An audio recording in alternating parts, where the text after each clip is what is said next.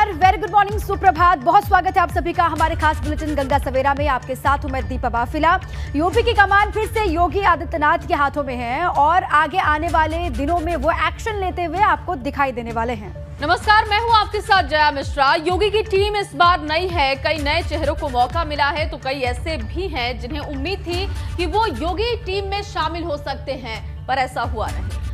वहीं अब यूपी विधानसभा के नए स्पीकर फेस की तलाश भी शुरू हो गई है, साथ ही साथ नए यूपी भाजपा अध्यक्ष की भी तलाश शुरू हो गई है।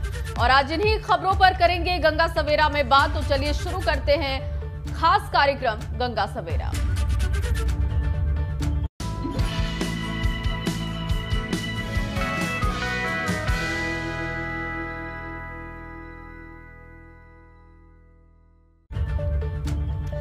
बड़ी खबर है कि आज सीएम योगी करेंगे कैबिनेट की बैठक। लोक भवन में सुबह 10 बजे का वक्त रखा गया है जब बैठक होगी और कैबिनेट के सहयोगियों के साथ करेंगे चर्चा। जो भी साथी हैं उन सभी के साथ में मिलकर के चर्चा होगी, आगे किस तरीके से बढ़ना है वो अब बड़ी चुनौती है। और लोक भवन में सुबह 10 बजे बैठक होनी है योगी कैबिनेट की। कैबिनेट के सहयोगियों के साथ, कैबिनेट के नए नवेले मंत्रियों के साथ में चर्चा करते हुए नजर आएंगे योगी आदित्यनाथ।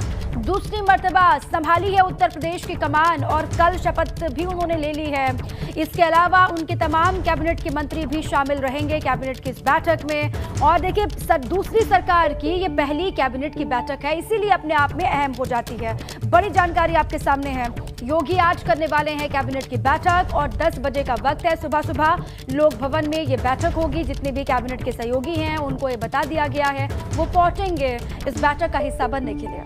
और इसी खबर पर ज्यादा जानकारी के साथ अनुभव मेरे सहयोगी फोन लाइन पर मौजूद हैं। अब अनुभव, क्या जानकारी है बैठक को लेकर? कौन कौन पहुंचेगा और कितने बजे ये मीटिंग होने वाली है?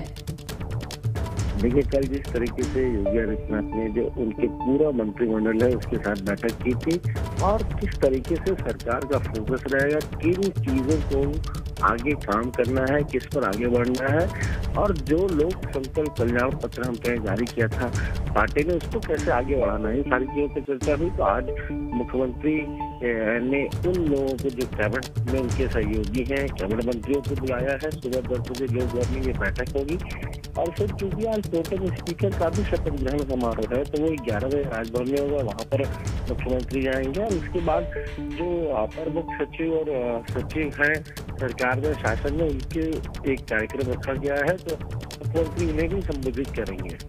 जी चलिए, बहुत शुक्रिया तमाम जानकारी के लिए। अब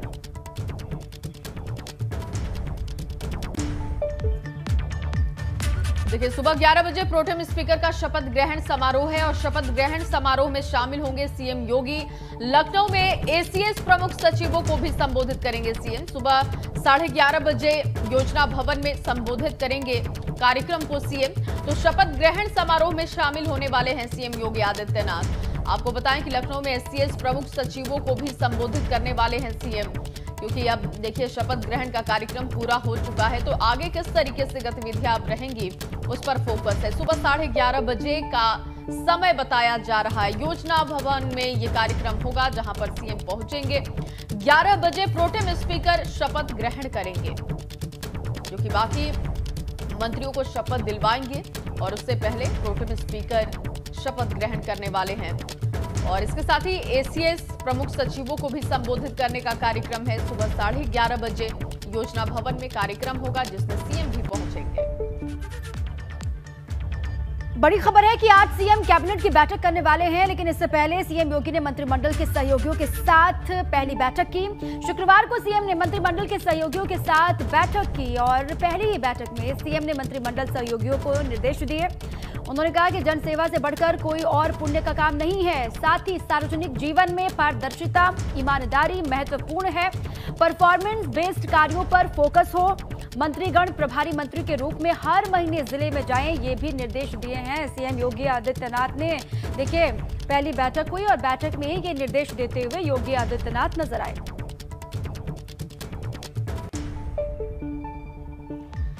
और वहीं यूपी में नवनिर्वाचित विधायकों को शपथ दिलाने और विधानसभा स्पीकर के चुनाव के लिए प्रोटेम स्पीकर बनाए गए रमापति शास्त्री आज प्रोटेम स्पीकर पद की शपथ लेने वाले हैं।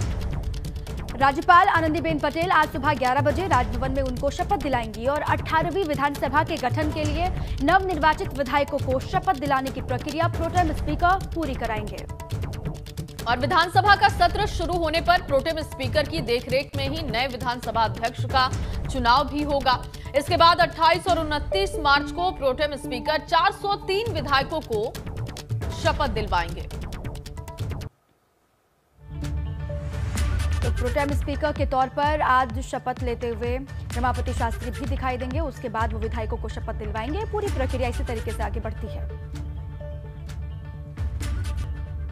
10 मार्च को यूपी के नतीजे सामने आए थे तो पूरे सूबे में केसरिया रंग छा गया था, लेकिन जब योगी ने शपथ ली तो इकाना स्टेडियम योगी के जय घोष से गूंजने लगा, क्योंकि ये पहली बार था जब यूपी में इतना भव्य शपथ ग्रहण समारोह हुआ था। ये पहली बार था जब 37 साल के बाद यूपी में कोई सरकार रिपीट होकर आई थी। ये रिपोर्ट देखिए।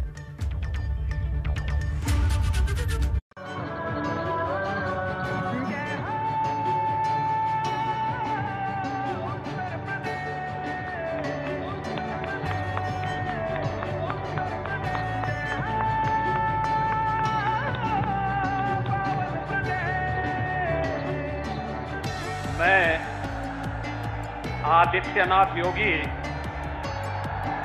ईश्वर की शपथ लेता हूं कि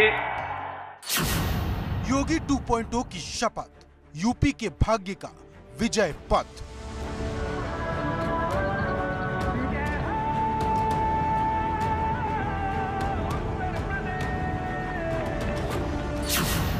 सैंतीस साल बाद रचा इतिहास, योगी के सिर पर यूपी का ताज।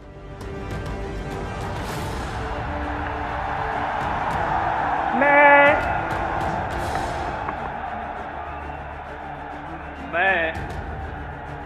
आदित्यनाथ योगी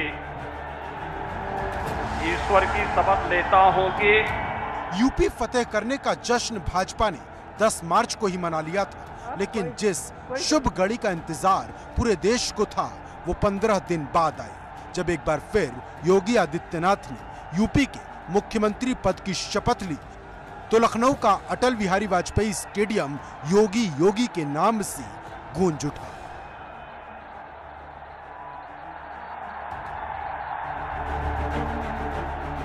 मैं आदित्यनाथ योगी ईश्वर की शपथ लेता हूं कि मैं विधि द्वारा स्थापित भारत के संविधान के प्रति सच्ची श्रद्धा और निष्ठा रखूंगा। मैं भारत की प्रभुता और अखंडता अक्षुण्ण रखूंगा। इस भव्य ऐतिहासिक पल के साक्षी बनने के लिए बड़े बड़े वीआईपी आए। प्रधानमंत्री मोदी आए, केंद्रीय गृह मंत्री अमित शाह आए, रक्षा मंत्री राजनाथ सिंह से लेकर भाजपा शासित राज्यों के मुख्यमंत्री आए। लखनऊ के एयरपोर्ट से लेकर अटल बिहारी वाजपेयी स्टेडियम तक ऐसा भव्य सुंदर नजारा था जो आज से पहले शायद कभी नहीं देखा गया। जिस इकाना स्टेडियम में योगी ने यूपी के भविष्य की सौगंध ली वो केसरिया रंग से पटा था। ये पहली बार था जब किसी मुख्यमंत्री के शपथ ग्रहण समारोह में इतनी संख्या में लोग मौजूद थे। शपथ ग्रहण होगा जिसके लिए भव्य तैयारी की गई है। और भीड़ की अगर बात करें तो देखिए लगातार जो हम दिखा रहे थे तस्वीर बढ़ती जा रही है। स्टेडियम में बड़ी संख्या में लोग जो है पहुंच चुके हैं और लगातार आते जा रहे हैं। ये पोर्शन जो आप देख सकते हो कि देखिए दिन का वक्त है, धूप बहुत है, इस वजह से जहां पर शेड था सबसे पहले लोगों का वहां पर बैठना शुरू हुआ और अब जब यहाँ की कुर्सियां भर गई तो दूसरी तरफ भी इसी तरह से लोग आते जा रहे हैं। हाथ में कोई तिरंगा लिए, जो तस्वीरें हमने दिखाई किसी के सिर पर हमने दिखाया बुलडोजर कोई लेकर आया है। जैसे ही योगी आदित्यनाथ ने यूपी के मुख्यमंत्री पद की शपथ ली, एक साथ कई रिकॉर्ड ध्वस्त हो गए।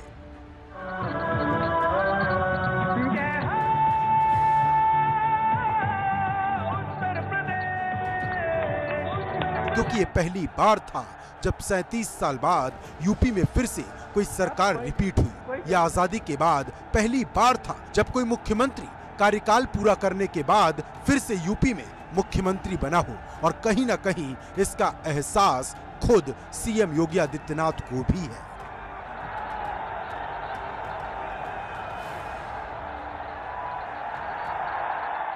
ये पहली बार हुआ है कि कोई मुख्यमंत्री 5 वर्ष तक कार्य करे और फिर वह पार्टी द्वारा सत्ता में आ जाए। अगर आप लगातार पहले आम चुनाव से लेकर के अब तक देखेंगे तो पहली बार हुआ है। योगी आदित्यनाथ 2.0 एकदम नए कलेवर में है। सीएम योगी के अलावा 52 मंत्रियों ने शपथ ली है, जिसमें अनुभवी, युवा, महिला और जातिगत समीकरण का पूरा तालमेल बिठाया गया।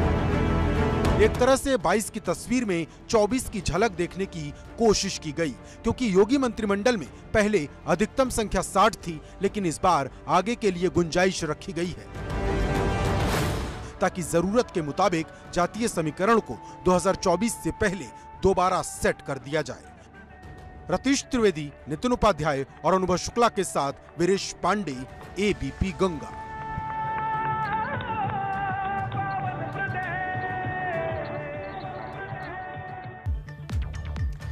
कैबिनेट मंत्री की शपथ लेने वालों में भाजपा के सहयोगी दल निषाद पार्टी के अध्यक्ष संजय निषाद भी थे। उनसे बात की हमारे संवाददाता ने, क्या कुछ कहा है उन्होंने, सुनवाते हैं। हमारे साथ संजय निषाद हैं। संजय जी, आपको सबसे पहले बहुत बहुत बधाई एबीपी गंगा की तरफ से। सिर्फ आपके चैनल को भी बधाई कि हम लोगों की आवाज को आपने बुलंद किया।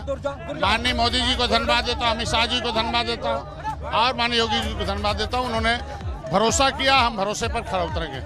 बताइए कि भरोसा कायम रखने के लिए आप क्या करेंगे, कुछ और जो मंत्रालय के बारे में कुछ सोचा हो तो जो भी फैसला आएगा केंद्र और राज्य का, उसे हम लागू कराएंगे।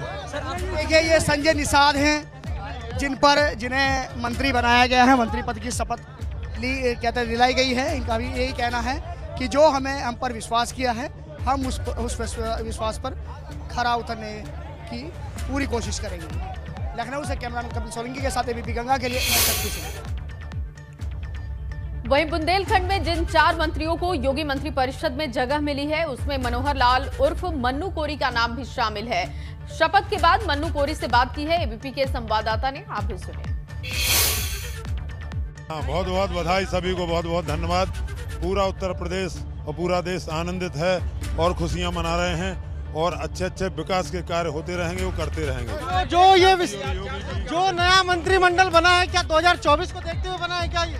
नहीं, ये तो उनका हमेशा काम रहता है विकास के कार्य करवाने का। तो आपने सुना मन्नू लाल कोरी ये दूसरी बार मंत्री बने हैं। राज्य मंत्री स्वतंत्र प्रभार बनने के बाद हमारे संवाददाता ने मंत्री रविंद्र जायसवाल से भी खास बातचीत की है। उन्होंने क्या कुछ कहा वो भी आप सुनिए। हमारे साथ इस बार जो मंत्री बनाए गए हैं रविंद्र जायसवाल हैं, बनारस से हैं। मंत्री जी, पहली बात तो बधाई आपको। बहुत धन्यवाद। ये बताइए कि जनता के लिए क्या सोचा मन में इस बार मंत्रालय मिलने के बाद, क्या कार्य करेंगे? जो माननीय योगी जी द्वारा विकास का काम का चल रहा था, उसको और भी गति दे करके पूरा किया जाएगा। जन उपयोगी जो काम है, जो लगभग का पूरा हो चुका था, फिर भी उसको और भी अच्छा करने का प्रयास किया जाएगा। अच्छा मंत्री जी, बहुत से ऐसे साथी हैं जो छूट गए हों, काफी साथी छूट भी गए हैं, उनके लिए क्या कहना है? क्योंकि मंत्री में तो कोई किसी का नंबर आता है। ऐसा नहीं, सब लोग कार्यकर्ता हैं और हम सब कार्यकर्ता के नाते जिम्मेदारी मिलती रहती है। वहीं कैबिनेट मंत्री धर्मपाल सिंह से भी हमारे संवाददाता ने खास बातचीत की है, आप भी सुनिए।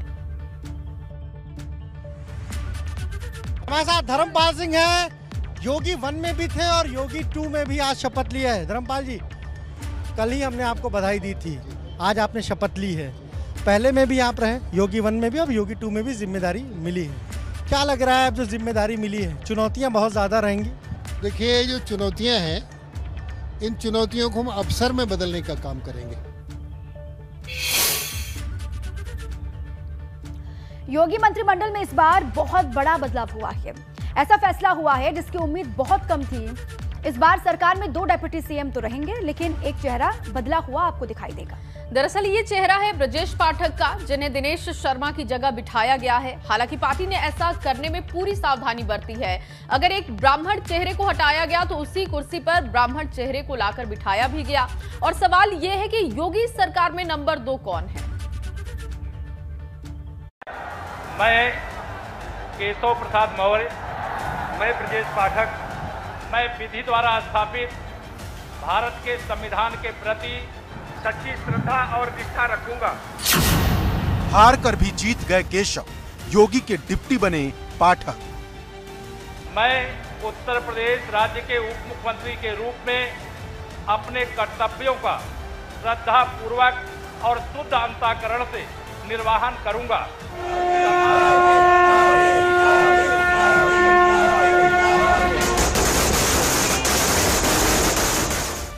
10 मार्च को जब यूपी के नतीजे आए थे तभी योगी के नाम पर मुहर लग गई थी, लेकिन डिप्टी सीएम कौन कौन होगा ये सबसे बड़ा सवाल था, क्योंकि केशव प्रसाद मौर्य सिराथू से चुनाव हार गए और दिनेश शर्मा तो चुनाव लड़ते ही नहीं, वो एमएलसी थे। मतलब सबकी निगाहें यूपी के नंबर 2 और 3 पर टिकी थी। लेकिन जब लखनऊ के अटल बिहारी वाजपेयी स्टेडियम में शपथ हुई तो केशव प्रसाद मौर्य हार कर भी बाजीगर बन गए और दिनेश शर्मा को इस बार मौका नहीं दिया गया।